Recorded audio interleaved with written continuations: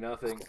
Yeah, pretty much. So, because I figured today was a really bright day, an unseasonably very bright day with the sounds and the smells of spring coming. Yeah. So I was like, what a perfect time to watch Bird Box, because everybody said it was really scary. So if I watch it like during the day and it's really bright out, I won't be scared. So yeah, I watched this movie. It's not bad.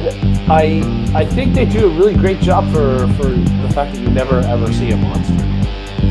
Like, you just don't see a monster. The implied existence, kind of like that first half of Jaws, right? Yeah, like, I mean, you never ever see the thing. It's just they see whatever it is they see that makes them want to, like, kill themselves. And that's it. So, but there's a lot of weak moments, man. Like, come on. Yeah. On a river with two kids for, like, days. All right. And we are live with the Meta Lab. It's not going to be a long one this week. I am joined this week by Mike. Hi, my internet is being funky, Canadian internet. And mine has been funky the past couple of days, but so we'll see how the stream holds up. It's a good thing there's not much in the way of important stuff to talk about. Did you get to much HeroClix this week, Mike? I did manage to play on Thursday and a little bit on Sunday. Unfortunately, only Devin and I were able to play Sunday. And I think, if I recall, there was only 3 of us there on Thursday. But it ended up being just us doing. No, I think actually Gary did show up, so we actually had 4 of us there on Thursday. But mostly it became 300-point modern, trying new stuff out. Of course, because Captain America is on the scene.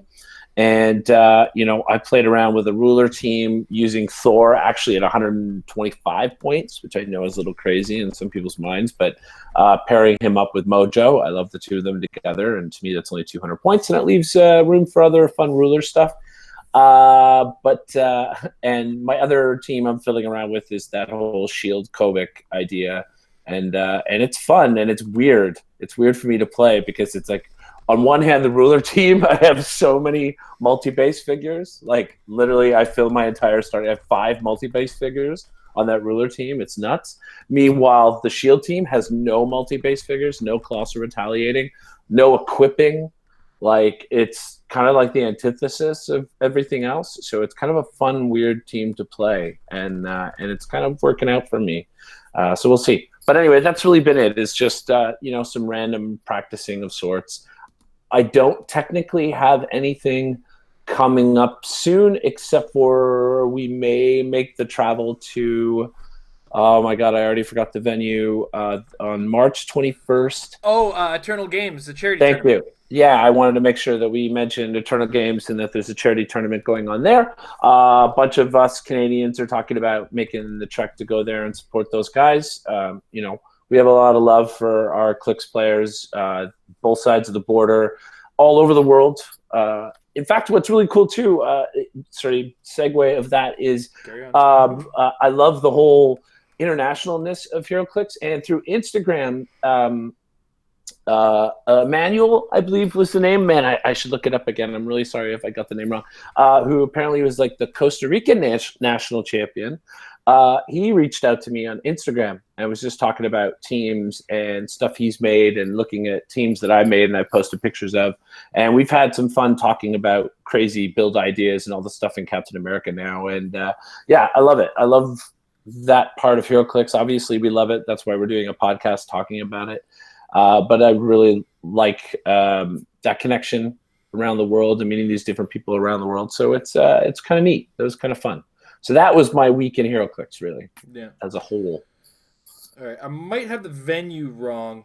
This is Pandemonium, not Eternal Games. Okay. So I'm sorry for misquoting that. I just actually pulled up the WhatsApp chat now. So. Okay. I will say that Eternal Games I have traveled to, and that is a wonderful venue as well, and have a lot of fun there. And there's a lot of great players there, very welcoming people. So awesome. But definitely, if you can make it out to Pandemonium, you should make it there on March 21st. I think it's a combo, right? It's a WKO and a win a map. It's a rock qualifier. That's it. And a win a map, yeah. And a win a map. So sorry that I don't have that information down hard, but I'm glad I at least remembered to say, let's make sure we mention it. And if you're in the area, you'll be able to make it there on March 21st. You should definitely go and support the guys. Mm-hmm. I'm just trying to check if you also put the name of the player you're talking about. Nope, that's the wrong part of the chat. Costa Rican national champion. No, you didn't get the name there. That's okay. Not in. No, hold on. Well, what I can do is I can Pull up look the up. Instagram chat. Well, that's exactly what I'm doing right now. Oh my God. Riveting content here. I am riveting content, which is also funny too, because see, look, we have so much in here now. Look at all these teams we're sitting back and forth, which this is pretty WhatsApp cool. chat is. It was just, yeah, it was just awesome. I love that he just reached out like that and was like, "Hey, I like the teams you're making, and here's some funky, crazy teams that I'm making." Mhm. And yeah, it's cool. Oh my God, where is it in here? Well, it's a slow week. We already said that. Oh yeah, there it is. It is Emmanuel. So right, Emmanuel, there we go. So yeah, he had a pretty cool team. It was very similar to a lot of stuff I like to make. Double Groots. Haha, double Groots. I loved it. Yeah. Yeah, my week has been judging. But it was delightful to see Tom show up at Dolly's this week. He brought a 13-person Star Trek Federation theme team. Didn't lose map roll, I don't think, a single game. Played on the Orville Bridge because there's no Star Trek bridge, and commenced beating up on my players at Dolly's. Wow. Way to go, Tom. What an ambassador to the sport. Yeah. It's actually funny. We just started our new league where you accumulate points, and at the end of the period, when we get to the next HeroClix set, we will have a prize that includes at minimum a brick to the player who wins the league, and then some other prizes that I'll splatter in as well. So it's been a good old time at Dolly so far. We play usually 400, 500 point golden. Keep an eye on the win for that. But yeah, I got to judge that, watch a lot of what was going on there. It was another fun day here at Clicks, but my daughter continues her trials with the WWE. She's getting so good with those figures because she strictly uses the female wrestlers, and when it's 500 points, The Rock.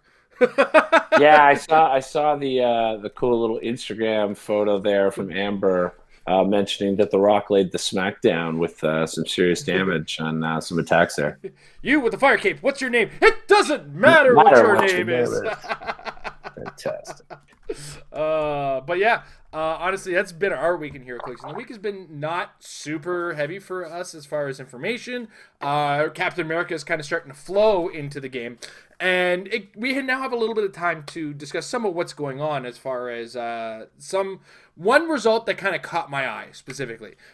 People are starting to experiment with Captain America now. We had a weekend of WKOs where people are allowed to Steve Rogers something onto the Avengers or the Shield now. So there's a lot of really cool stuff going on. But one team caught my eye, and it was Nate White. If you're familiar with him, you follow him on Facebook. You know that you are regularly up to date on what he's doing in HeroClix. And he's one of those gung-ho, like, I really want to try out this new thing. He's really proud of the teams he makes. And this one was one that really caught my eye. So I don't know if he knows I'm doing this, but tough, I'm doing it. And it's the... No, it's this one here. There we go. So the team itself, I have it on HC Realms here. It is the Immortal Hulk. And you're going to look at this, and you're going to like, what's up with that? Why is it so great? It's because there's sideline considerations to talk as well. It's got the Immortal Hulk, the Steve Rogers, who welcomes Magneto into the Avengers, and he's got the Chase Thor at 75 points. Danger Room Magneto. Danger Room Magneto. What did I say? You just said Magneto. Magneto, yes. It's very important that it is Danger Room Magneto. Danger Room Magneto. And one thing you'll notice is all of these characters are very difficult to kill. And in addition to Steve Rogers being his own kind of difficult to kill, he does keep a sideline that includes Peggy Carter, the Chase, the Ultra Chase. So you got to do that. Your living legend, Steve Rogers, he comes back to life, and then you kill him again, and then Peggy comes out, and you got to kill her, and then she living legends, and then you got to kill her again. The Immortal Hulk, you got to kill 3 times. Magneto takes 1 damage at a time. Thor has multiple stop clicks, and he's got ID cards to go with this, and a couple super friends. And this caught my eye because it's like, this is the beginning of Captain America, and this is one of those teams I was like, this is gonna happen, isn't it? And it's name theme too. So what are you big takeaways here, Mike, on this one?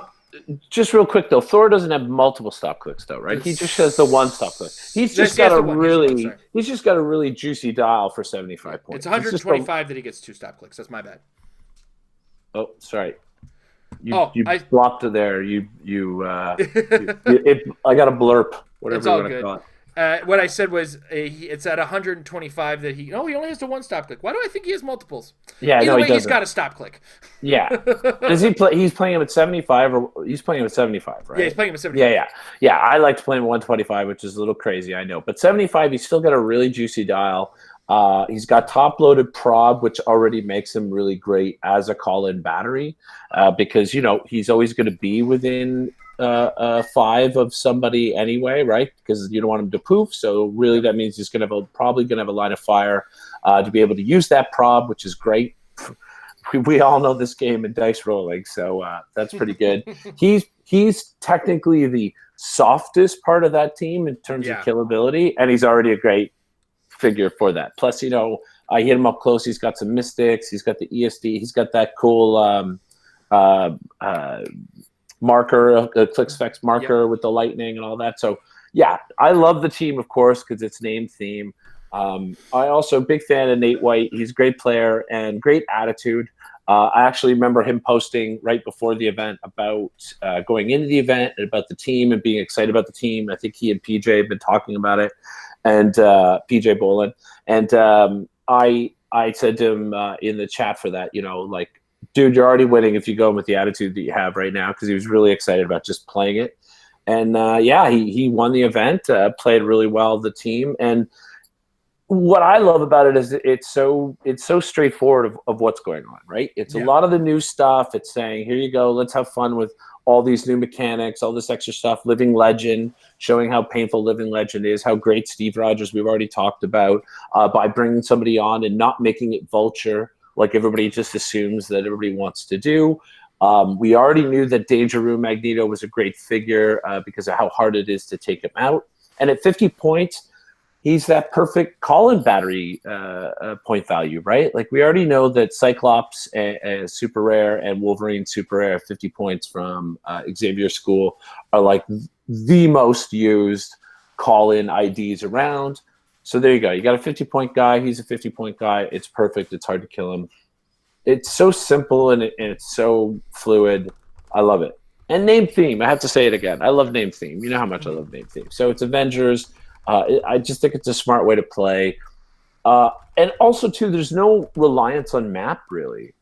Even though he's got a +4, which is great, because then he can have choices of where he wants to take the battle, he's not relying on winning map, and sometimes he'll lose map, and that's okay, because he hasn't put anything in that category. I don't know exactly what his IDs were.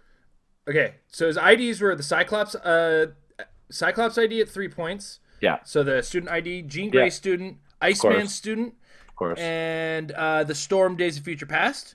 Yeah. He has a reality gem and 2 heavy objects. Interesting. And his sideline had the Batman and the Robin treble alerts. Peggy Carter sideline, like we discussed. The Chase Jean Grey. This looks like the Uncommon Phoenix. Iceman. This is the Giant Iceman, the Colossal Iceman. The Uncommon and Super Rare Cyclops. No, sorry, Common. My bad. And the Asgardian Storm. It's probably the Regenesis Common Cyclops? Nope. Let me just double check let me double check the character number just to be sure. Because it's XXS 19? 14? Oh, that should be the uncommon. It should be 19. It's the one that ignores hindering terrain. It's hard to tell if it's a 19 or 14. If it's a 19, it's the one that ignores hindering.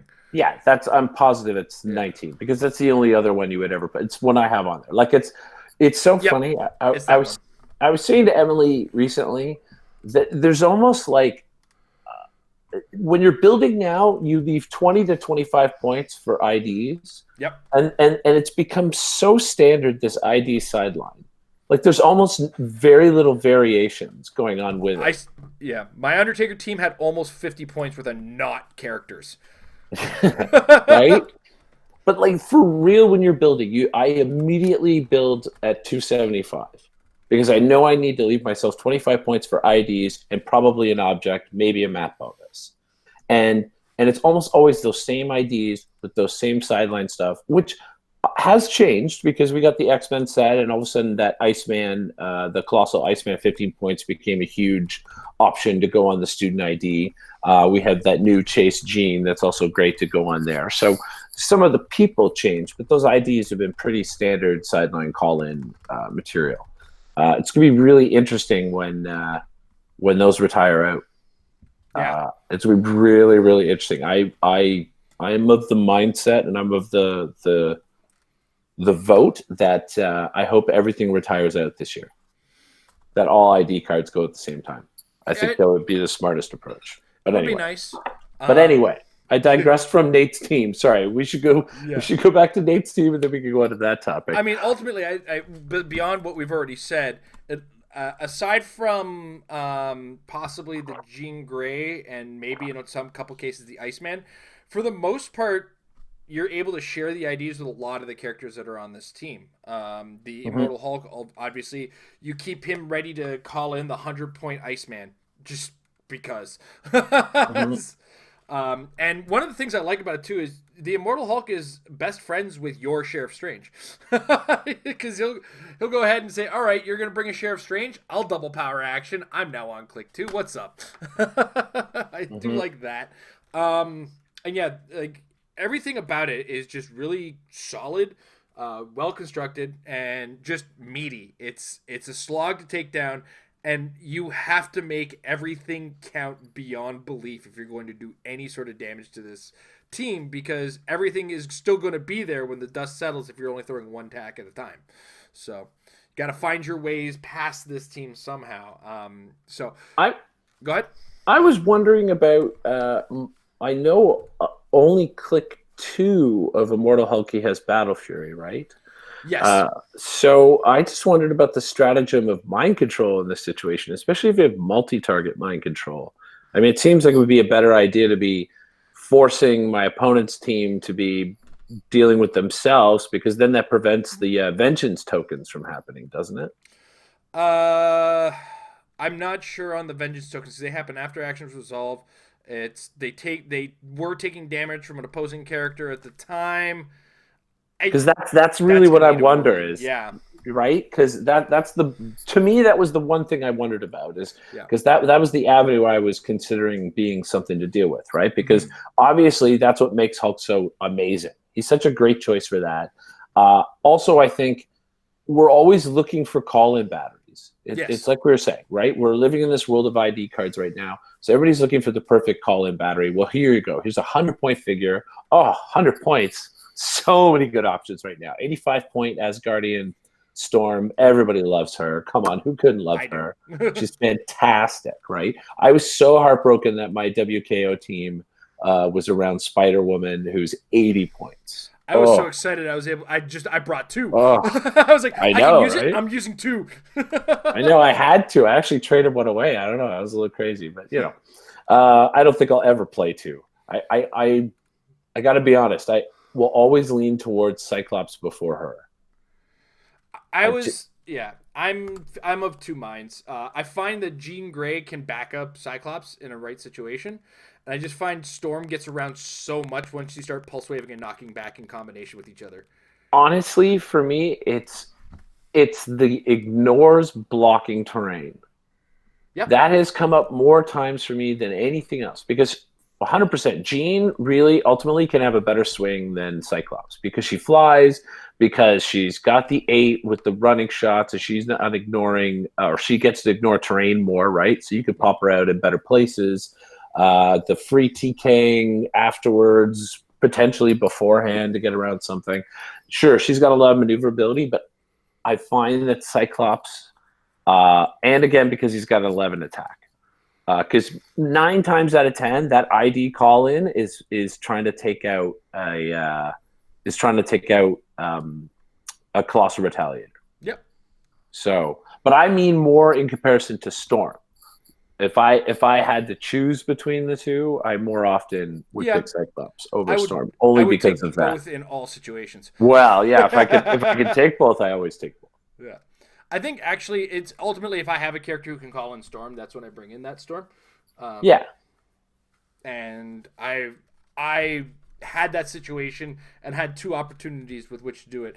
Thank goodness each of us in the hotel room got got a Storm because that meant me and Amber got one. yeah, yeah. That was pretty sweet. Yeah. So definitely took advantage of that. And, I like both in their own ways. Cyclops, of course, has the long range advantage, where Storm just has the aggression advantage. Hmm. And, she does also have her own 11 attack, I think. Yeah. With Oh the Pulse yeah. Wave and Knockback with 4 damage. I think, Well, yeah. it's So, not even just the pulse wave, right? It's again the energy explosion and the whole trait where it says that her damage can't be reduced below her click number. So stuff's not getting reduced below 1. yeah. So it's fantastic that she can go out, do an energy explosion on a bunch of Dark Phoenixes, and not really care about their impervious. Yeah. It's amazing. She wipes the board pretty great. No, we neither one is a bad choice if you can have them. Yeah. And yeah, but obviously that Immortal Hulk is what a great battery because he's 100 points, because he can bring in someone like Storm, because he can bring in that Colossal Iceman at 100 points. Yeah, such a great figure. Mm-hmm. I feel like that's the figure we're going to see all over the place for the short term, at least, because of the fact that we're living in this ID call-in battery world.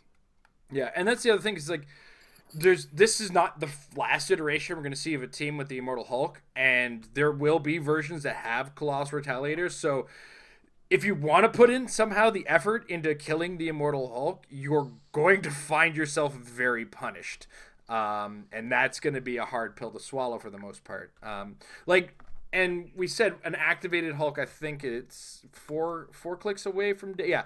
So like the activated Hulk still has the stop click, which means it has the invincible against the storm we were just talking about. So Yep. you're not getting around anything. You will be able to knock it back aside from, but it's still going to have the invincible. So your best going to do 2 with some knockback. It's going to avoid any damage you do with the knockback. Like, so you have to get past that first click, and then you got to do 3 penetrating damage. And now you've, like in this case, it's 2 actions. You've now opened yourself up wide open to Colossal Retaliators. Yeah, It's yeah. You got to tag him 3 times to score the 25 points. yeah, Really, like because you hit him the first time to pop him to the stop click.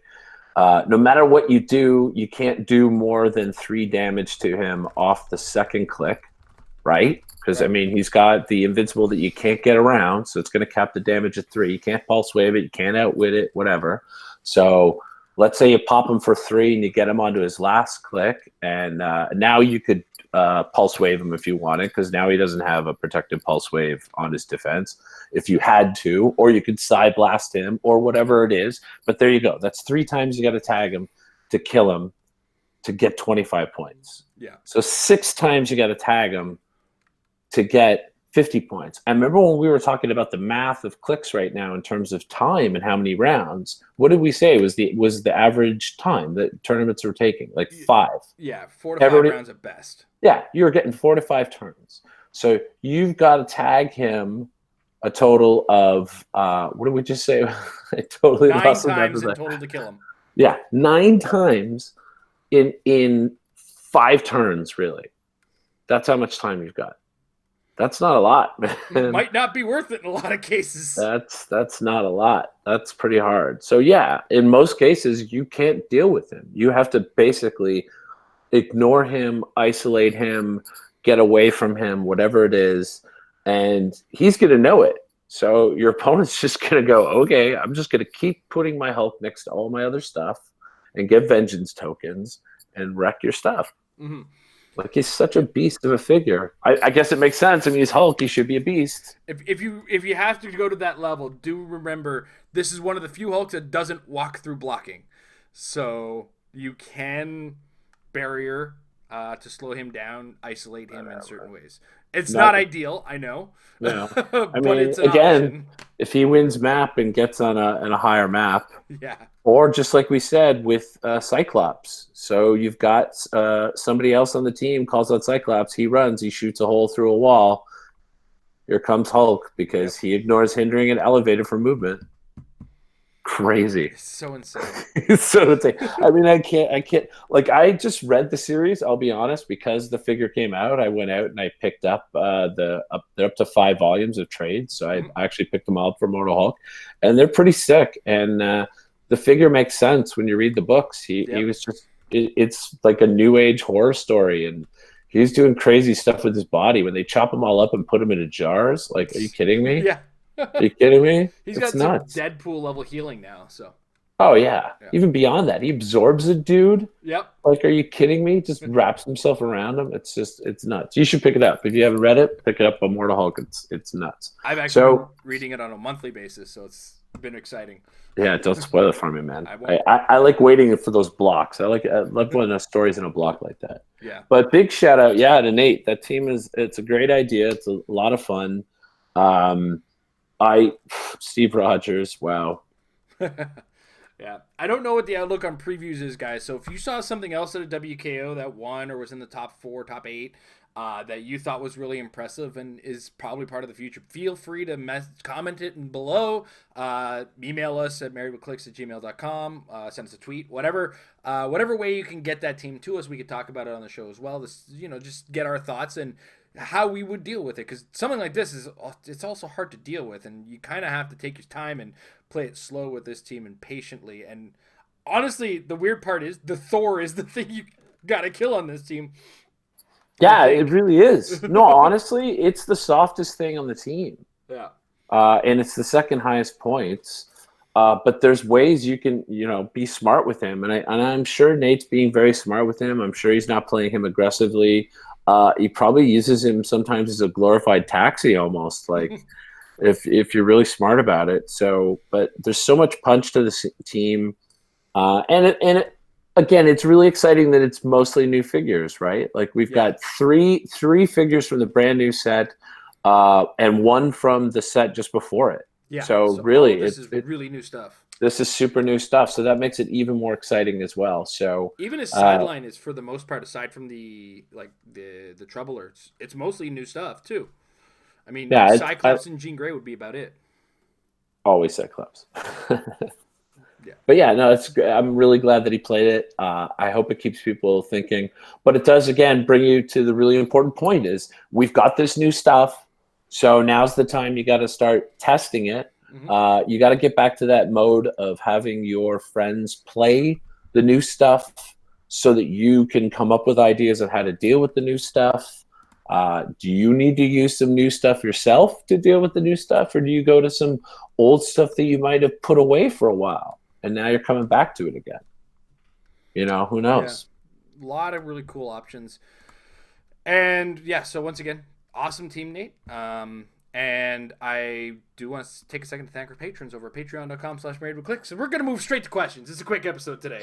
We're at a half an hour in, and I think we've talked about as much as we've got to talk about. We're just on the cusp of starting to see previews for Justice League Unlimited. Like, within the next couple of weeks, we'll see them. And I already know that the Comic Warehouse is running their pre-release on the 28th of March. So the pre-releases are starting to be scheduled. 401 just announced, and I believe it is Thursday, February 26th. Wow. No, March 26th. March 26th. March 26th. Sorry. February 26th is like next week. I know. That would be this week. No, March 26th. I believe. Wednesday. Cool. Yeah. Yeah. So yeah, that's gonna be a good week in the Greater Toronto area, because I'm gonna if we do get ours, we're gonna try to book ours on the Sunday. So over at Dolly's, if confirmations are still there, I'll talk to Will about it soon. All right. That said, it is time to move to the question period of the channel. If you're watching us live, put capital letters question in front of your question so we can see it. We're going to start with the Facebook, though, and we're going to start with the Alpha Patron, Mr. Michael Fedor. He wants to make an Exodus team, Exodus work on a team or play him solo. What point value total should he play him at? Mike, what would you do with Exodus? What is his I have to bring him up now. I think it was his lowest point value was the one that. The 75-point one. Yeah, I feel like that's the one that everybody was really playing him at. I feel like he ends up being too much of a target to invest anything more than that. Yeah. I mean, yeah, I get it. It's another one of those situations. Sorry, I just want to pull him up to be 100% sure. I'm right in the thing. Where are you again? He's a common, isn't he? He's the uncommon. He's a colossal 2x2. Yeah. Why? Oh, there he is. I kept scrolling past him. Number 5. Yeah, it's not 75 and 175. Yeah, you just can't play him at 175. I just find he ends up being too much of a target, right? Because he's over half your build total. He's only got an 18 with invulnerability. There's so many ways around it. You do get 11, 10 clicks of life for that. But it's soft, man. Like, look at those defensive values. No, if you're considering playing him, you really have to play him at 75. He becomes a pseudo support but attacker type figure. The pulse wave obviously is useful, but you sort of sit him back to start and use some TK and then get him in there. He can be a pain. I think there is enough Brotherhood of Mutant stuff out there that you should be able to create something, but definitely got to play him at 75. Yeah. All right. So, yeah, I'm gonna add to that. Just like when you do play with him, be careful of the wording on his power, because he can be a bit of a pain in the butt to your movement.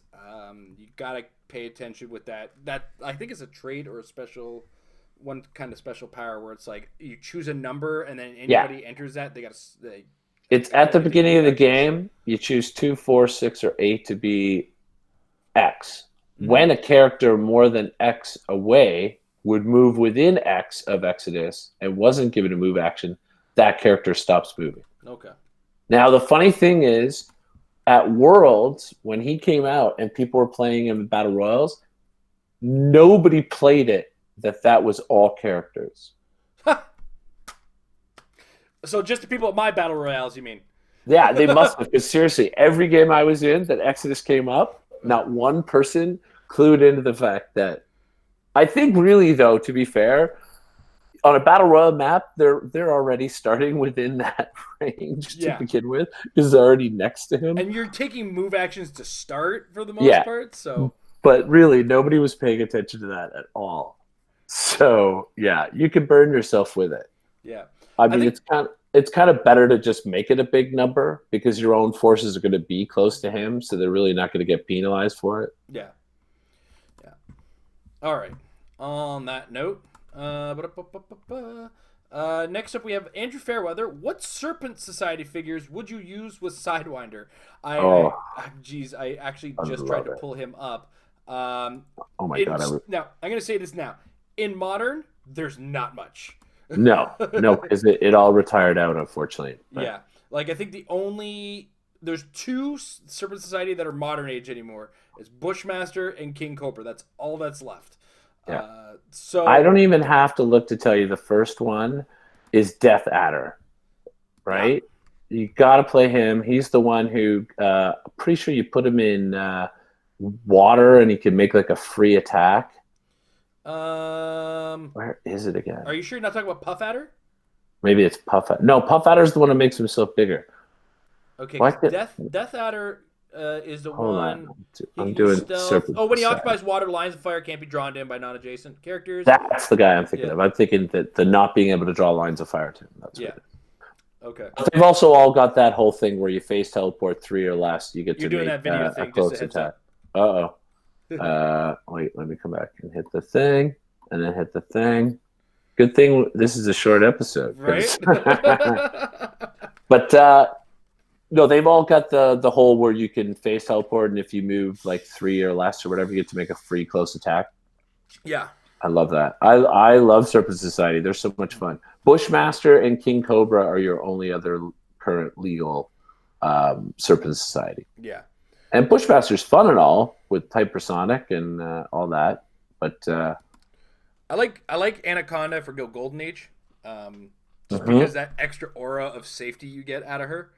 Totally. And that comes with plasticity. So Yeah.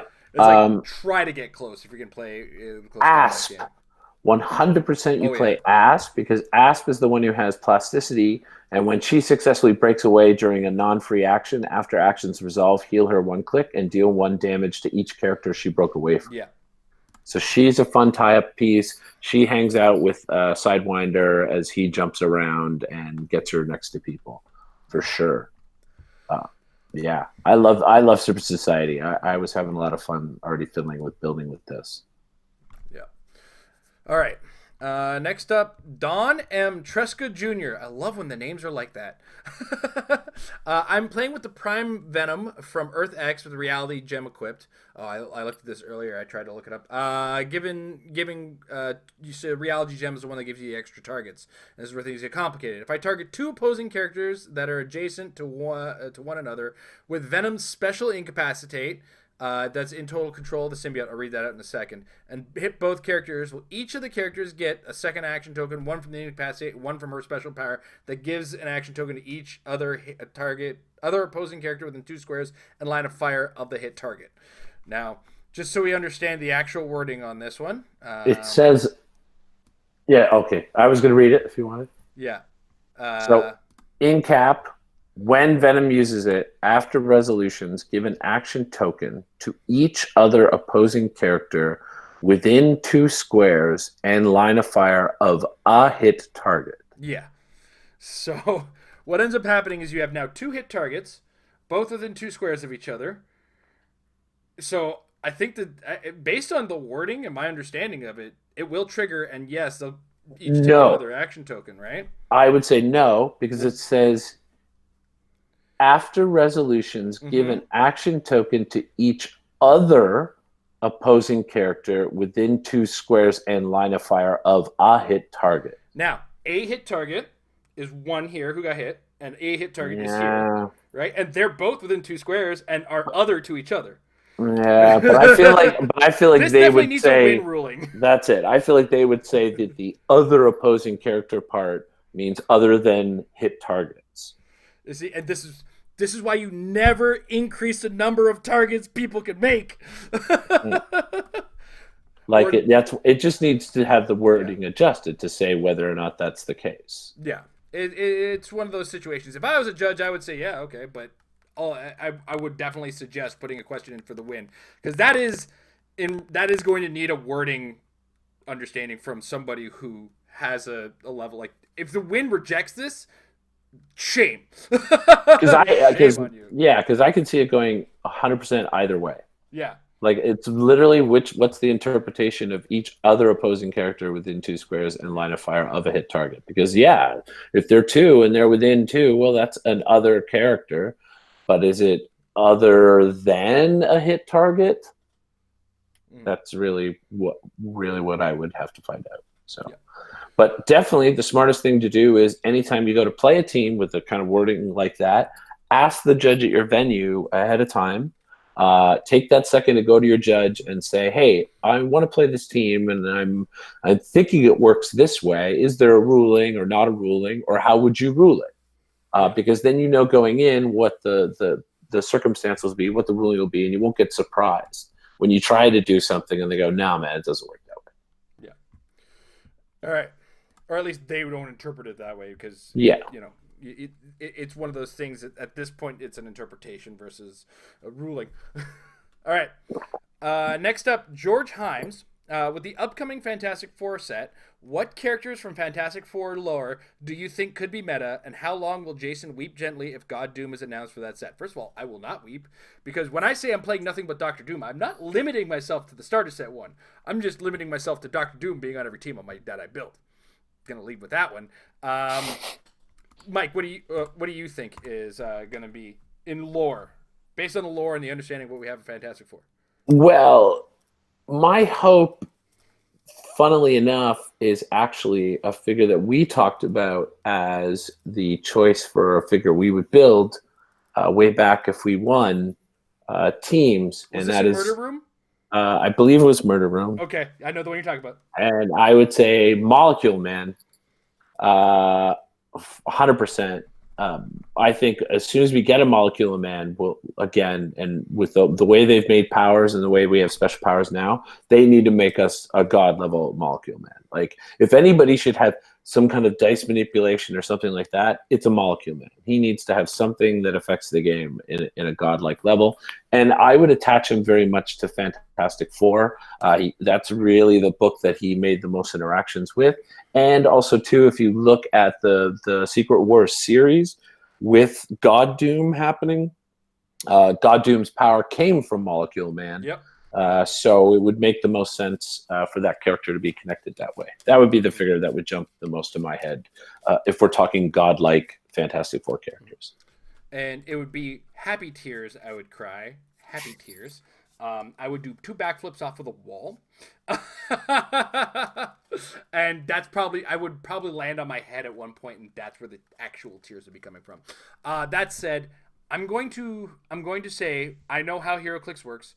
I know what we do with this game, and the meta figure from Fantastic Four lore. Don't even argue with me on this one. It's gonna be Herbie. I can't disagree with that, probably, because the way HeroClix works and the way we play this game is Herbie is going to be that guy that has that power that gives you the extra numbers that you need and just puts you over the top, and he's gonna be so cheap and so worth having, and it's gonna be like Herbie's meta. Yeah, he'll be a bystander, man. He'll be a bystander in some set thing that gets generated, and or he'll be a bystander that Mr. Fantastic generates. Yep. So Jason Wingard will use him and robot dupes and destroy the fabric of the meta. It's painful. Oh man, I for one welcome the upcoming bystander meta. Yeah, right. I bow to my bystander overlords. Kill my bystanders. My colossal retaliator will get you now. It's Alf now in Pog form.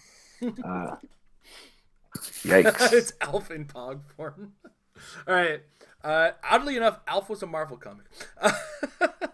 Manuel Olivaria wants to know, with a highly plausible acquisition of DC, I've been hearing about this, publishing by Disney, if the 5G is a flop, 5th gen, this is the new DC reboot, do you expect more DC sets and for DC sets to get the CAA design treatment?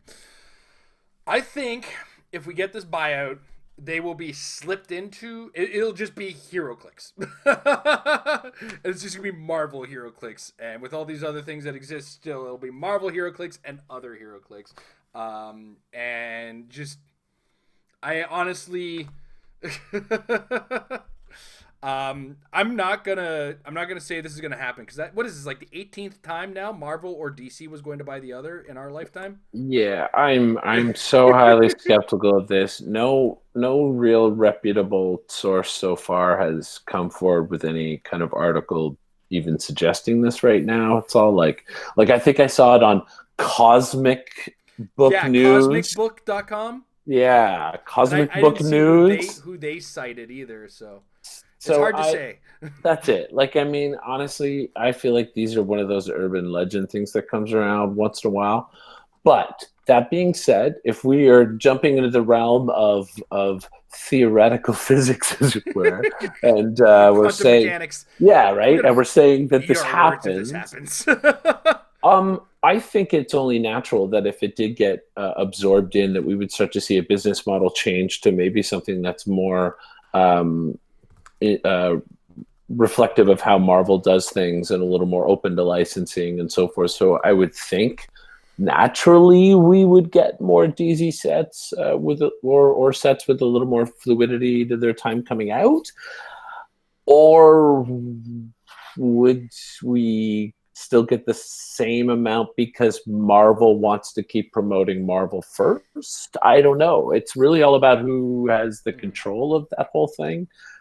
It's hard to say. Honestly, that's a really hard thing to say. But if it went to Marvel and Marvel had that control and Marvel was using Marvel's business model the way they've always done it, I would think it does seem to make sense that we would see more DC sets. Yeah. On the assumption that Marvel's like, how much money does DC make? As much as us? Okay, cool. Keep making those. Yeah, that's really where it is. If they look at the budget or they look at the numbers and they're sort of going, oh, you know what, DC's really they're really not pulling in what we're pulling in. So let's just leave it. Let's just leave it how it is. We don't need to increase the interest in DC sets because eh. Yeah. Or maybe somebody there goes, no, we want to make more money. Let's actually make DC sets that don't have Batman, Superman, or Wonder Woman in it 6 times. Whoa, whoa, fire this Slow guy. down there. Slow down there. All right. Let's not kill the business here. Yeah. All right. Next up, Weston Steiner. If WizKids were to announce a new official format that could be used as an option besides the 300 Modern, what would, oh my gosh, any of you hope for and why? Examples: legacy format, 2v2, popper, etc. I would like WizKids to support a legacy format. I've always liked just being able to use old stuff and create older combos. The understanding, of course, that people have to come into with with a legacy format like a golden age, but I don't think it should be golden age. I don't think we should do that. I think we should find a cutoff line and just be like, from here on is this age, and just call it whatever you're gonna call it. Maybe finally create an official Silver Age, so that all these comic stores can stop making up their own Silver Ages. But that said, I would like to see a legacy format just so we get more longevity out of our clicks. And I'd be more inclined to keep some of my older figures as they shift out of modern.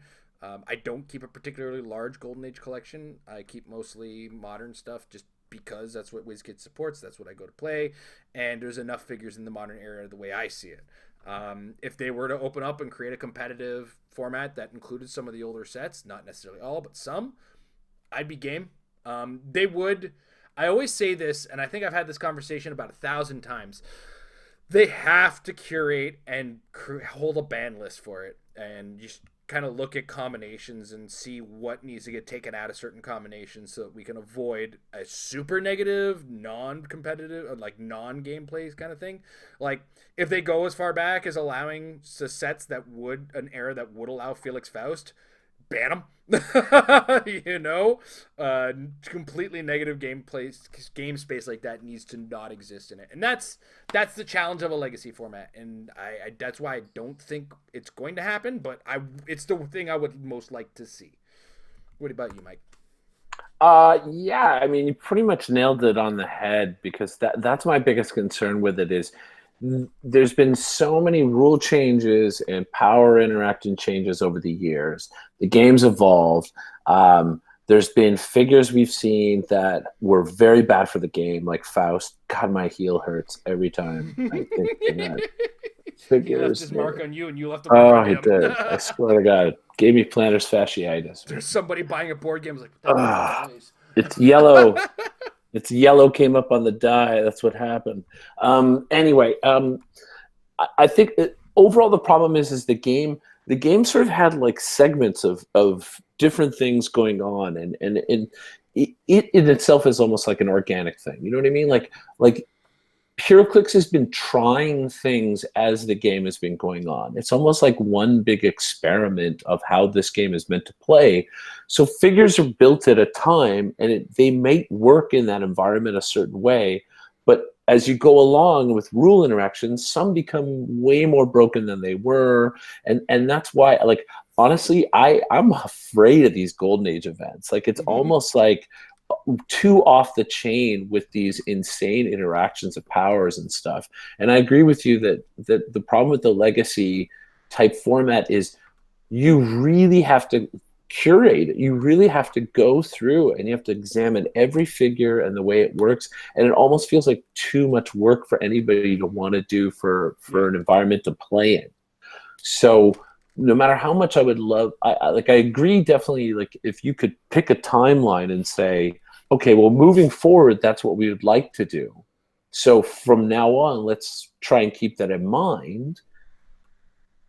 The inherent flaw with that is, again, it's still an evolving game. It's going to keep changing. They're always going to want to experiment with things. They're going to bring a new element in the game, and that new element is going to change how all this other stuff works.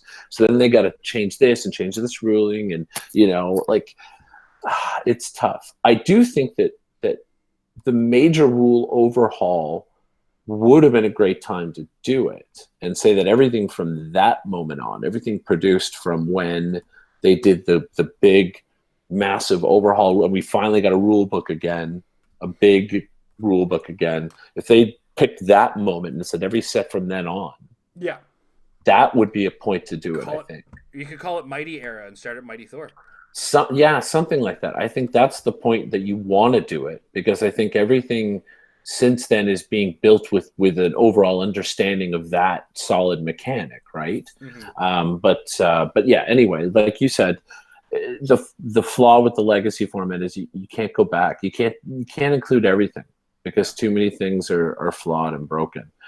I also would like to add in that I would love to see the game get maybe back to more of a Highlander type ideology, like where people won't play multiples of a sort of a name figure, and multiple slots will be saved for more generic-y things like shield agents and stuff like that. I wish it was a little bit more like that. I doubt that's kind of ever going to happen anyway, because they still want to sell more product. I find when we are in eras where we have like a Highlander, it's never been an enforced like must be Highlander sort of situation. But what we run into is a meta game where there's no reason to play multiples of a single character just because everything I get out of this. What is going on with Facebook? I did not click on that. Stop it. When we get into those, like for instance, the Lantern meta, there wasn't a whole lot of teams that had multiples of any single one figure. And that was because the Lantern did a lot of the support stuff for us. And you wanted more of a toolbox team on the board in order to maximize the options you had out of those individuals. And each individual is getting stronger. So, and now we get to that point where it's like, you have multiple Wolverines, and we started with the multiple Wolverines, and then we got into like things like multiple Wendigos. Now, technically, there are multiple Wendigos, but the one that we have does have a real name. Anyway, blah blah blah. Long and the short of it is that they need to find a way to push the design so that we don't feel the need to have it, and that's where like so Mike isn't calling. We need the Highlander rule in tournaments. No. He wants design to kind of look at it and go, I don't want people playing more than one of this, so let's just make it good enough on its own, while at the same time creating something that complements it. Yeah, exactly. That the design of the generic figures will be such that you want to play multiples of them. It makes sense to play multiples of them. You're encouraged, all that stuff. They've done it before where they say, having these figures with each other boost them up versus making that for the mainstay figures. I just like it when it gets back a little to the core of what this game is designed around, right? Which is comics. Yep. All right. That said, we got one question in the chat, and then a mention of a WKO around the corner. So the first, Rick Ryan, do you expect to see any Ultron teams making any noise? I have seen Ultron included in a robot build that had I think it was based around Isaac and the Iron Man, the Earth X Iron Man. So I've seen that build. Yeah, I think I also saw like a Sentinel or a Cyclops Sentinel on that team too. Yep. I think it was 2 of them even. I think. Yeah, there was at least 2 on there. So yeah, I think for sure we're going to see some Ultron, both in Robot and Ruler. I think definitely is again, because going back to my buddy Mojo, love that Mojo. So Mojo and Ultron pair up well. So for sure, Ultron's a great figure, and those values. Come on. Yeah, and somebody is going to play the 150.1. Do not kid yourself. And multiple, he's got multiple stop clicks, so he's already a powerhouse with great values, multiple stop clicks, calls in lots of great stuff. Yeah, absolutely.